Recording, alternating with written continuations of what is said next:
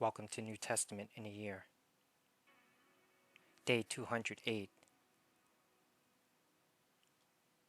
Acts 27. When it was decided that we would sail for Italy, Paul and some other prisoners were handed over to a centurion named Julius, who belonged to the imperial regiment. We boarded a ship from Adramyttium, about to sail for ports along the coast of the province of Asia, and we put out to sea. Aristarchus, a Macedonian from Thessalonica, was with us. The next day we landed at Sidon, and Julius, in kindness to Paul, allowed him to go to his friends so they might provide for his needs. From there we put out to sea again, and passed to the lee of Cyprus, because the winds were against us.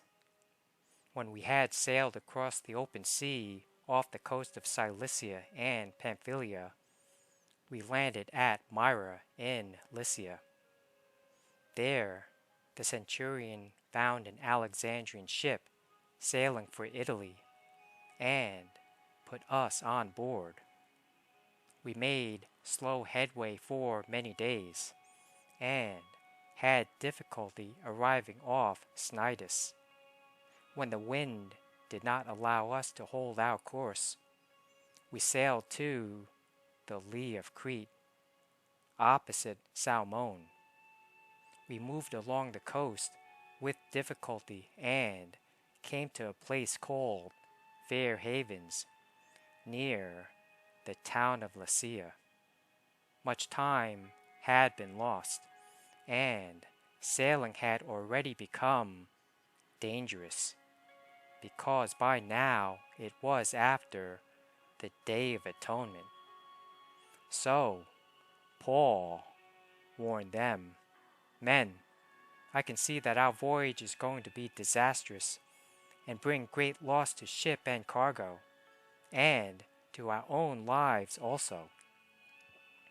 But the centurion, instead of listening to what Paul said, followed the advice of the pilot and of the owner of the ship. Since the harbor was unsuitable to winter in, the majority decided that we should sail on, hoping to reach Phoenix and winter there.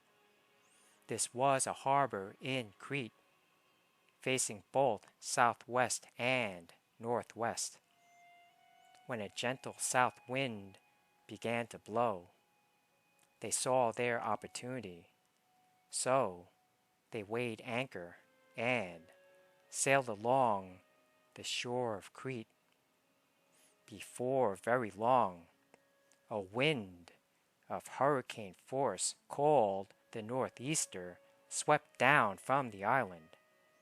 The ship was caught by the storm and could not head into the wind. So we gave way to it and were driven along. As we passed to the lee of a small island called Cauda, we were hardly able to make the lifeboat secure. So the men hoisted it aboard. Then they passed ropes under the ship itself to hold it together. Because they were afraid they would run aground on the sandbars of Syrtis, they lowered the sea anchor and let the ship be driven along. We took such a violent battering from the storm that the next day they began to throw the cargo overboard. On the third day, they threw the ship's tackle overboard with their own hands.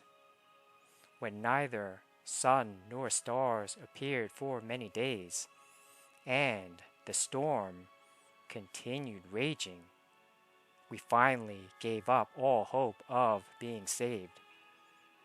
After they had gone a long time without food, Paul stood up before them and said, "Men, you should have taken my advice not to sail from Crete.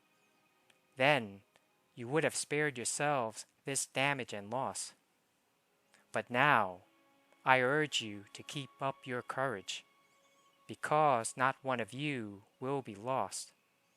Only the ship will be destroyed. Last night, an angel of the God to whom I belong and whom I serve stood beside me and said, 'Do not be afraid, Paul. You must stand trial before Caesar, and God has graciously given you the lives of all who sail with you. So keep up your courage, men, for I have faith in God that it will happen just as He told me. Nevertheless, we must run aground on some island.'